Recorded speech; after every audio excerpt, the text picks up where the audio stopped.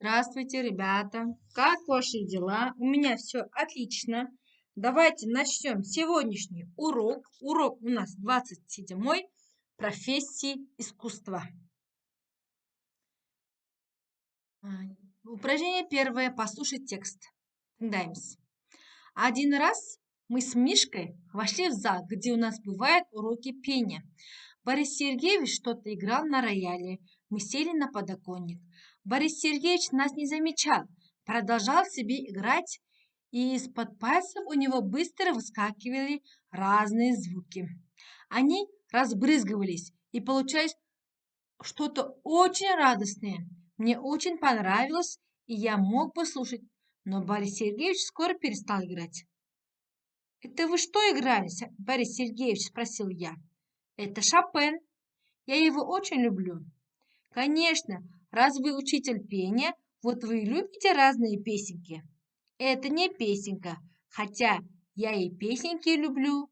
То, что я играл, называется гораздо большим словом, чем просто песенка». «Каким же словом-то?» – удивленно спросил я. «Музыка. Шопен – великий композитор.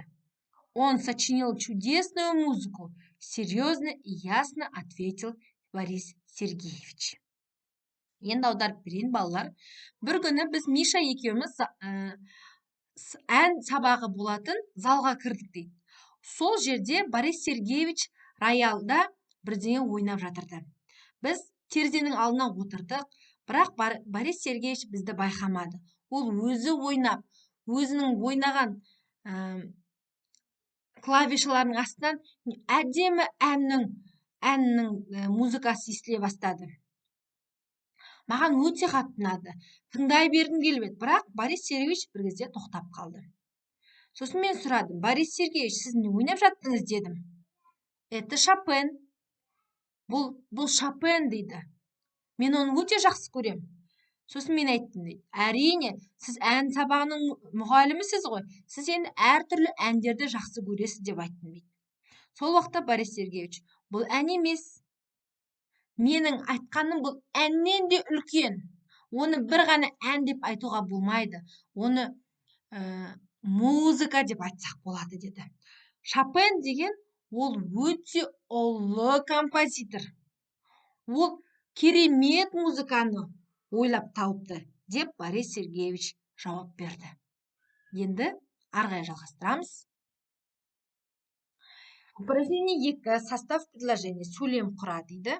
Енді мына жерде балалар. Я буду кем? Сіз кем боласыз? Я буду кем деген сұраққа жауап беріп отырамыз. Ты будешь кем? Назым будет кем? Вы будете кем? Он будет кем? Деген сұрақтарға кем деген сөз. Бұл жерде сіз кім боласыз? Ол кім болады? Назым кім болады? Сіз кім боласыз? Ол кім болады? Деген сұрақтарға сөйлем қылып жазып жауап беруіміз қажет. Енді жазамыз. Я буду певцом. Мен әнші боламын дедім. Ары қарай. Ты будешь поэтом. Сен ақын боласың. Назым будет художником.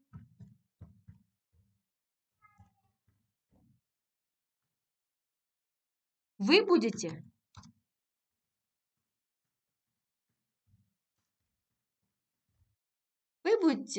танцором. Вы будете танцором. Он будет... Бұл жерде жоқ екен. Может, он будет учителем деп жазайық. Бұл жерде жоқ, бұны өзім құрастырдым, учителем деген сөз. Түсіндік пе? Ары қарай келесі жаттығуға өтемін. Бұл жаттығуда, балалар, екі адамның әңгімесі. Я хочу быть писателем.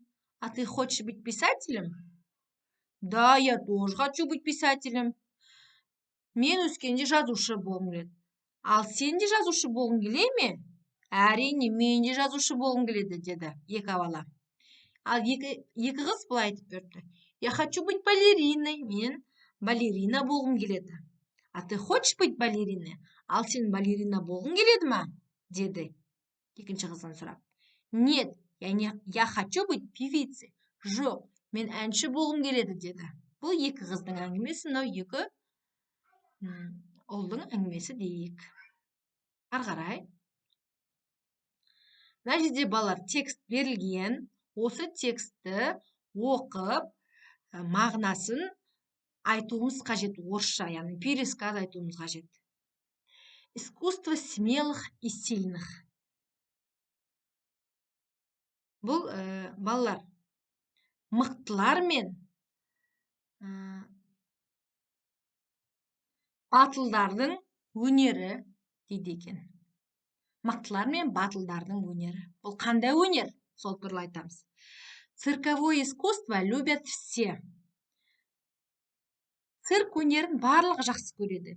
Детей и взрослых увлекает выступление бесстрашных гимнастов, ловких жонглеров, храбрых укротителей диких зверей, смелых наездников, веселых клоунов дейді. Балалар мен үлкендерді ештеңеден қорықпайтын гимнаст, яғни төбеде жүріп жүретін гимнасттардың, жонглерлардың, яғни қолдарына неше түрлі шарды ұстап алып, жоғары әртүрлі қимылдарды істейтін жонглерларды, батыл жануарлардан қорықпайтын адамдардың, аттың үстінде жүретін шабандоздардың, немесе барлығын күлдіріп жүретін клоундардың өнері өте қатты ұнайды. На манеже дрессированные львы. Біздің алдымызда арыстандар. Олар арыстандар дрессированные, яғни олар үйретілген арыстандар. Опасные хищники послушно выполняют сложные номера. Бізде арыстан өте қауіпті жануар. Сол қауіпті жануарларымыз адамдардың үйреткен қимылдарын көрсетіп жатады халыққа. Соларды орындайды, айтқан істейді. Они ходят по брусьям, качаются на качелях, прыгают сквозь горячие обручи. Сол жаңа арыстандар, мысалы, жанып тұрған обручтардың арасынан секіріп өтеді, сырғанақпен качелядан тербенеді, тар жерлермен жүреді. Адам нені үйреткен, соны істейді. Только талантливые, трудолюбивые, бесстрашные люди могут работать в цирке. Циркте тек қана талантты, еңбекқор, батыл адамдар ғана жұмыс істей алады. Енді осыны пересказ айтуымыз қажет, орысша балалар. Пересказ түсінік айту. Ары қарай. Напиши, что у них есть. Жаз дейді. Бұл кісілерде не бар дейді. Алина играет на домбре. Осылай берілген. Енді бізде Алинада не бар екендігін анық жазуымыз қажет. Яғни, у Алины есть домбра. Алинада домбра бар. Қарашы балар. Алина домбрада ойнап жатыр. Яғни, оның домбрасы бар деген сөз. Сол сияқты, мына қалған 4 сөйлемді ашып жазуымыз қажет. Балалар, мен бірінші тұрғандарды жазбаймын, бірақ сіздер жазасыздар. Содан кейін қасына мынандай сызықша қойып жазуыңыз қажет. Мен бірден жазамын. Они купили билеты в цирк. Олар циркке билет алды. Яғни, оларды қалай жазамыз? У них есть билеты в цирк. Олар циркке билет алды. Яғни, оларда циркке билет бар деген сөз. Екінші. Художник купил мольберт. Художник мольберт сатып алды. Яғни, өзіне сурет салу қажетті. Яғни, у художника есть бар, Мольберт, яғни художниктің Мольберті бар деген сөз. Ары қарай. В моей комнате стоит рояль. Менің бөлмемде рояль тұр дейді. Яғни олда рояль бар деген сөз. У него дейік. Болмаса, у него есть рояль. Оның роялі бар деген сөз. Төртінші сөйлем. Мына жерге үш деп жазбай қойыппын.